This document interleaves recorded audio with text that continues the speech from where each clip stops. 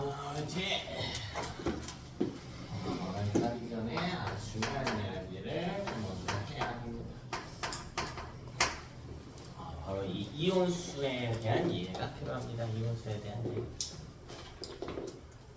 우리가 정확하게 중화를 시키기 위해서는 수소이온의 개수와 수산화이온의 개수를 어떻게 해줘야 돼? 둘이 똑같이 맞춰줘야겠지. 이게 똑같이 맞지 않으면 예를 들면 수소이온이 조금 더 많이 들어갔어. 그럼 남겠죠. 1대1로 반응할 테니까. 그럼 이 수용액의 액성은 여전히 뭐야? 수소이온이 남아있으면? 산성이겠지. OH-가 좀 더 많이 들어갔었으면 염기성일 거고, 그죠? 그래서 이게 정확하게 중화가 됐는지, 중화가 되지 않았는지 이런 것들을 이온수를 알아야 캐치하는 게 가능하겠지. 자, 중요한데요. 자, 이온수는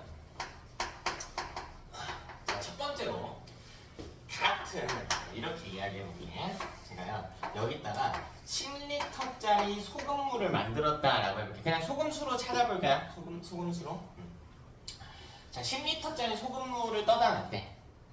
자, 그리고 여기서 내가 1리터를 풀 거야. 그리고 여기서 다시 2리터를 풀 거야. 2리터를. 됐어? 요 비커를 A라고 하고 요걸 B라고 해보자. 그러니까 A랑 B 중에 어디 소금이 많을까? 어디 많겠니? 꽤 많겠죠? 부피가 어때요? 더 많으니까. 자, 근데 이때 전제 조건이 뭐냐면 같은 비커에서 퍼냈단 말이야.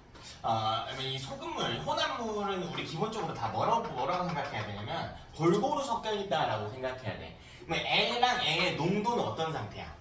같은 상태란 말이야. 같은 이 진한 정도를 가지고 있기 때문에 부피가 많으면 이온수가 많습니다. 됐어요? 자, 그래서 첫 번째로 이온수는 부피와 비례한 겁니다. 그럼 부피가 많다고 해서 무조건 이온수가 많은 것인가? 물속에 녹아있는? 아닙니다. 자, 이번엔 이렇게 해볼게요. 내가 여기다가 소금물 1리터를 만들어 볼게요. 자, 여기다가 2리터의 소금물을 따로 만들어 볼게요. 이거 A라고 하고 이거 B라고 해볼까? 어디 소금이 많을까? 어디 소금이 많을까? 모릅니다. 자, 소금물의 제조 과정을 봐야 돼. 소금을 어떻게 만들어요? 소금이랑 물을 섞어주면 되지. 얼마만큼? 지 마음대로. 지 마음대로란 말이야. 어떻게 만드냐면 실제로 소금을 만들 때 소금은 부피가 없다고 취급하면 돼. 물에 녹으면 부피가 거의 0이거든요. 그럼 이걸 만들려면 일단 물을 떠나야겠죠. 얼마나? 물 얼마나? 1리터를 떠나놔야 된단 말이야. 이해됐어요? 그리고 소금 얼마나 넣어? 쥐가 원하는 만큼 넣으면 돼. 이것도 봐봐. 2리터지. 2리터. 그럼 일단 2리터의 물을 준비해놔. 그리고 소금을 넣어. 얼마만큼? 원하는 만큼 넣는단 말이야. 그럼 부피가 같다고 해서 무조건 이온수가 많은 건 사실 아니다라는 이야기가 되는 거야. 되나? 그러면 이거는 이렇게 보자. 제가 같은 부피의 소금물을 준비했는데 부피는 똑같이 맞춰놓을게요. 근데 얘가 농도가 더 진하다고 해요. 더 진해요. 같은 부피인데. 그럼 모르긴 몰라도 들어간 소금의 양이 더 어때야 돼? 많았어야 되겠지. 그래서 이온수는 부피와 같다가 아니고요. 부피 곱하기 농도 값으로 정의가 됩니다. 되나? 자, 그리고 뒤에 하나 더 곱해줄 거야. 뭘 곱해주냐면 가수라고 하는 걸 곱해줍니다. 가수. 가수라고 하는 걸. 우리 아까 1가산, 2가산 했던 가수예요. 이건 예시 들어드리면서 보여드릴게요. 첫 번째 예시를 한번 살펴봅시다.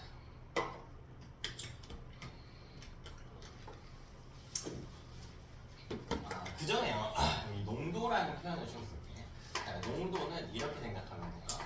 부피 분의 용질의 수입니다. 농도는 부피 분의 용질의 수야. 용질은 물에 타놓은 물질이야.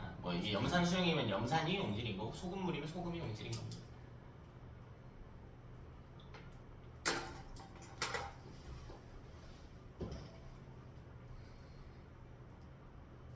링겔의 약발이 더 떨어졌어. 식은땀이 나. 냉방금 조심해야지. 봅시다. 자, 이렇게 해볼게요. 자, 첫 번째로 농도가 예를 들면 1이라고 M이라고 합시다. 이제 보통 이 뒤에 M이라고 하는 단위를 추가시켜 주거든요. 한번 단위라고 생각하시면 돼요. 뭐 길이 센티미터 이런 거죠. 농도가 1m인 HCl을 제가 준비해 놓을게요. 요거를 200ml 정도 떠다 놓을까요? 그럼 1m이 얼마만큼인데요? 이게 좀 헷갈릴 수 있는데 그럼 간단하게 그냥 우리가 어차피 실제 이온의 개수를 따지는 거는 불가해요. 왜 이온 너무 작으니까 숫자가 어때? 너무 많을 거 아니야. 그래서 비율을 따지는 거야. 비율을. 이걸 뭐라고 생각하면 되냐면 1m이면 예를 들면 그냥 100ml당 용질이 1개라고 가정을 해보면 돼. 그래서 1개여야 되나요? 아니 2개여도 돼. 3개여도 돼요. X개여도 돼. 상관없어. 그냥 가정만 하면 된다고. 이 비율을 맞추는 게 중요한 거거든. 그럼 봅시다. 자, HCl 몇 ml 때? 몇 ml 때? 200ml 때. 근데 우리 1m이면 100ml에 몇 개 있다고 가정했어? 그냥 1개 있다고 가정했잖아. 잘 봐. 이때 이 HCl 이게 몇 개 있어요? 이게 몇 개 있을까? 아까 100ml에 몇 개라고 가정했어? 3개라고 가정했잖아. 그 200ml잖아. 그럼 HCl 몇 개 있어? 2개. 자, 지금 우리가 어디까지 찾은 거냐면 용질까지 찾은 겁니다. 용질까지. 근데 우리가 찾아야 되는 건 용질이 아니고 이온의 숫자야. 그럼 이걸 이온화를 시켜주면 돼. 그럼 HCl 2개가 이온화 되면 H 플러스가 몇 개 나올까? 2개. 그래서 Cl-도 몇 개 나와요? 2개 나오겠지.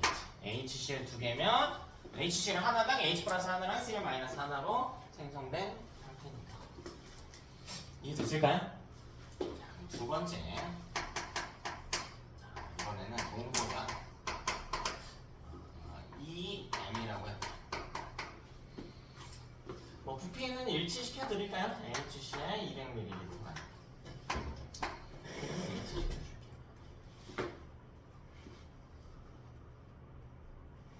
이 속에 HCl이 몇 개 있는가를 찾는 거예요. 이 속에 HCl이 몇 개 있는가. 근데 우리 농도가 1m이면 100ml당 1개라고 가정했잖아. 근데 2m이면 잘은 몰라도 2배 지나다는 거잖아요. 그치? 그럼 100ml에 몇 개 있는 거야? 2m이면 용질이 2개 있는 거라고. 근데 이거 몇 ml 있어요? 200ml 있잖아. 그럼 HCl 몇 개 있어요? 여기 4개가 있지. 그렇다면 H 플러스는 몇 개 있냐면 4개가 있는 거야. Cl 마이너스로 4개가 있는 상태가 되는 겁니다. 괜찮나요?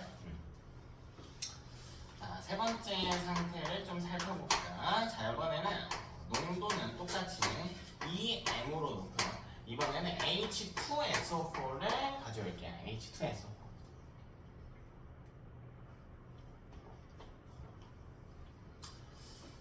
요거는 한 200ml 준비해볼까요? 부피는 다 똑같이 설계할게요. 잘 봐봐요. 얘들아. 농도는 부피당 용질의 숫자를 나타낸다고 해서 이온수가 아니라 용질의 숫자를 나타내요.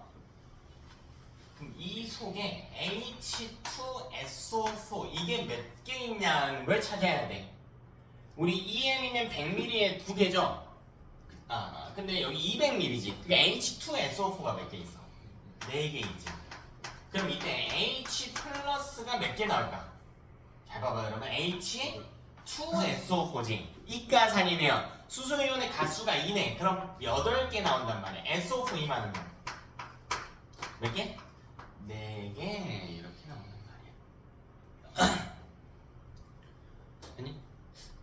이걸 실제로 이 농도, 가수 이런 거를 직접 곱해서 계산하지는 않을 거고요. 머릿속에 뭐가 박혀 있어야 되냐면 이온수는 농도, 부피, 가수 3가지 요인이 결정하는구나. 자, 부피 많다고 해서 이온수 많은 게 아니구나. 농도 진하다고 해서 무조건 이온수 많은 것도 아니구나. 가수 높다고 해서 무조건 이온수 많은 것도 아니구나 라는 요 개념을 여러분 머릿속에 좀 박아두고 진행을 하셔야 돼요. 저게 결국 우리 이온수 가지고 장난질을 하는 건데 문제 유형이 어떻게 될까요? 봐라. 이온수를 X라고 해봅시다. x는 y 곱하기 뭐 z 곱하기 뭐 알파 이런 식의 형태잖아요. 그럼 우리가 이걸 구해야 되지. 이 조건들을 문제에서 어떻게 그걸 우리가 어떻게 활용할 것인가. 요게 이제 문제가 되겠죠. 요 네 가지 변수가 나왔을 때 문제에서는 어쨌든 세 가지 변수에 대한 힌트를 줄 겁니다. 그걸 어떻게 찾아내냐라는 거예요. 이것도 변수 가지고 장난질하는 겁니다. 그렇지? 네. 처음부터 이 변수가 막 어지럽게 나오면 이것도 다르고 저것도 다르고 저것도 달라 이러면 좀 헷갈리니까 대부분의 유형이 첫 번째 유형이요 이런 식이에요. 농도랑 가수는 동일할 때 결국 이온수 가지고 장난질을 할 건데 농도랑 가수는 똑같아요. 비커 2개 준비할 텐데요. 농도랑 가수는 똑같아요. 수영에 2개 준비할 텐데 농도랑 가수는 똑같아요. 그럼 뭐만 보라는 이야기일까? 이온수 따질 때. 이온수는 부피 곱하기 농도 곱하기 가수라네. 근데 농도랑 가수는 신경 쓰지 말라는 거잖아. 똑같으니까. 그럼 뭐만 보래? 뭐만 보래? 그렇지, 부피만 보래. 이때는 부피가 이온수를 결정하는구나. 자, 모든 문제에서 이거 절대 아니고요. 모든 문제에서 이거 절대 아니고 농도랑 가수는 동일할 때. 자, 그럼 여기 밑에 우리 비커를 조금 그려놓을게요.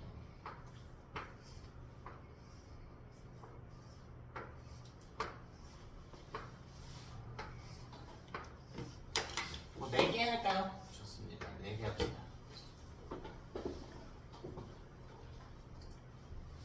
밑에 표처럼 좀 만들어 볼게. 자, 뭘 쓸 거냐면 HCl과 NaOH. 근데 문제에서 농도 똑같다고 했어요. 문제의 조건에서 똑같다고 했어. 자, 그리고 밑에 이온수 정리하면 돼요. H 플러스 Cl 마이너스 OH 마이너스 Na 플러스. 뭐까지 정리하냐면 만들어진 물 분자 수까지. 이거를 여러분이 표처럼 정리하면 돼요. 이제 처음이니까 그림도 그리고요. 이온수도 다 노가다 식으로 써볼게요.